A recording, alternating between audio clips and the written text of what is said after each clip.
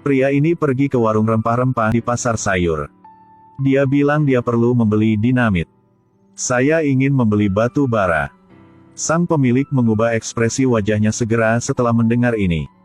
Tidak ada batu bara. Apakah Anda membutuhkan alkohol? Itu bisa nyalakan api.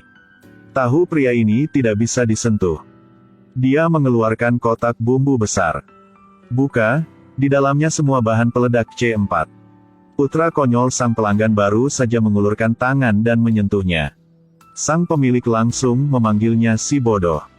Tapi itulah yang membuat pelanggan marah.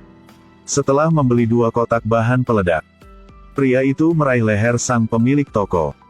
Anakku tidak bodoh. Dia lebih pintar daripadamu. Itu baik-baik saja.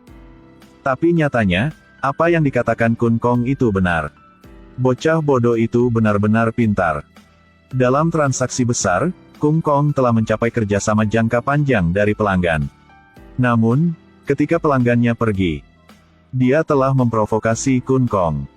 Oleh karena itu, anak bodoh memasukkan sekantong makanan ringan ke saku sang pelanggan.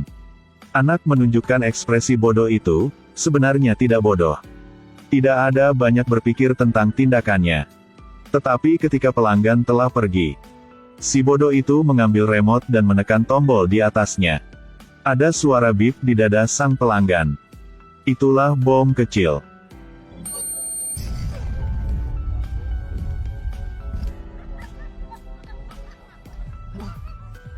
Suara ledakan yang akan menarik perhatian. Jangan khawatir. Melihat betapa semangat adikmu. Dia tidak hanya memiliki 1 anak. Putra sulungnya bahkan lebih sulit dikendalikan. Karena ledakan barusan telah menarik perhatian polisi-polisi bersenjata di dekatnya. Mereka diam-diam tiba di sarang Kun Kong. Tapi ditemukannya. Dia ingin pergi tanpa menimbulkan kekacauan. Tanpa diduga, anak sulungnya yang karena ingin memamerkan di depan ayahnya, sehingga dia menyerang pihak polisi sendirian. Akibatnya, dia menghalangi jalan dirinya sendiri, yang selamat tinggal di gunung ini. Dan hutang ini dicatat oleh Kun Kong di kepala kapten tim polisi Lu Yai. Dia belum membunuhnya. Tetapi setahun kemudian pada hari putra sulungnya meninggal, tiba-tiba, pipa gas alam di sepanjang perbatasan meledak. Tidak ada yang mengira Kun Kong akan melakukan rencana balas dendamnya di tempat terpencil seperti itu. Dia memilih tempat yang jarang penduduknya. Ketika Lu Yai tidak punya waktu untuk mencari tahunya, ledakan lain terjadi di danau 5 km jauhnya. Dalam rumah yang di tepi danau terdekat, mereka menemukan hadiah. Dia yakin ini dari Kun Kong, bukannya untuk lihat. Lagi sebuah bom. Dia dengan hati-hati menemukan kabel aman untuk menjinakkan bom. Potongnya. Sepertinya lelucon Kun Kong ini hanyalah penutup. Dan kemudian bel berbunyi dari bawah bom ini. Itu adalah panggilan dari Kun Kong.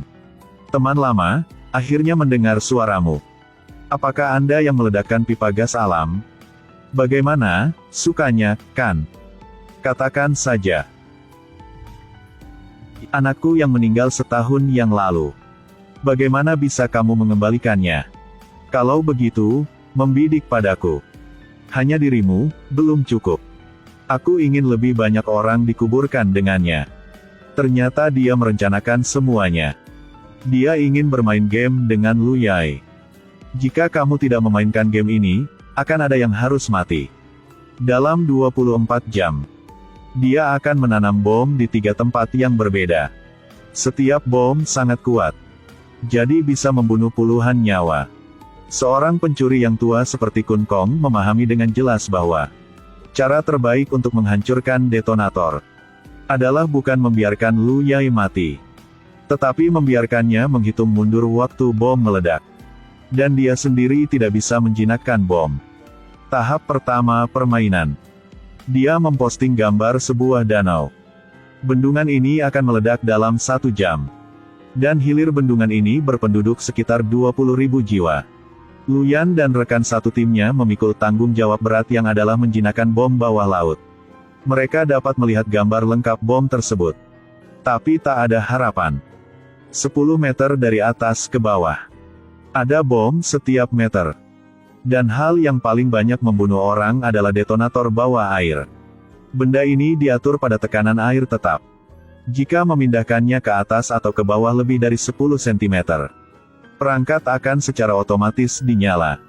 Dan bendungan akan segera diluncurkan.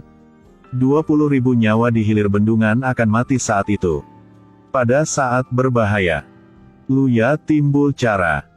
Biarkan para rekannya ke darat dulu. Siapkan seikat tali dan papan busa. Lalu dia pergi ke bawah air sendiri. Potong detonator bom lainnya. Kemudian ikat salah satu ujung kabel ke detonator. Dan ujung lain ke papan busa.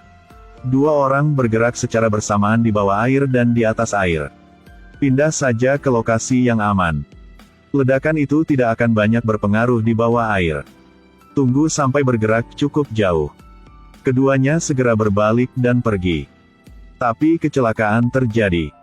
Rencana awalnya adalah setelah mereka berdua kembali ke tepi, rekan setimnya akan menembak papan busa dengan pistol.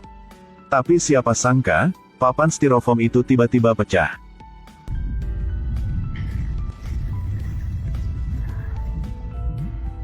Untungnya, berkat ketahanan di dasar air, Liu Yan bertahan hidup. Pada saat ini, Kun Kong lagi memanggilnya. Begitu bendungan itu rusak. Apakah kamu tahu berapa banyak orang yang akan mati? Apakah kamu bermoral? Moral, sifat manusia adalah jahat. Kun Kong, apa yang sedang kamu coba lakukan? Bukankah ini bermain game? Kamu sudah menyelesaikan tahap pertama permainan ini. Sekarang tahap kedua.